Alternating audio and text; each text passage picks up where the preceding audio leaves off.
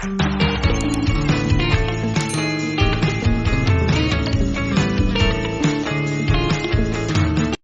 Matin. RFM Matin. Émission bi yeewu Sénégal.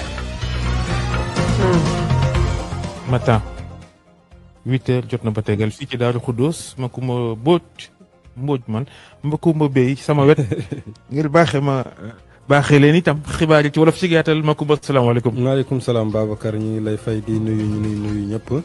li ciy gën a fës assemblée nationale sampe na démb ci anam bu ruslu xeex sànnentey biteel saagaante dam ba ngi assemblée nationale noonu la ñu taajee kii di Amadou Mame Diop président bu bees bi foofee. juróom-ñetti fukk ak ñeenti député ñoom ñoo wote li ëpp ci opposition bi nag daal di koy gedd Aminata Touré mi jiite woon liste bi ba ñu gañe Macky Sall daal di ko fay jéggi tànn keneen mu mer ci nag ni Macky Sall njabootu boppam moo ko gënal ñi nga xam ni dañoo doon ay militants ci biir parti bi waxoon nañ seenu daje démb ci guddi waaye mujjul am ñoom ñaar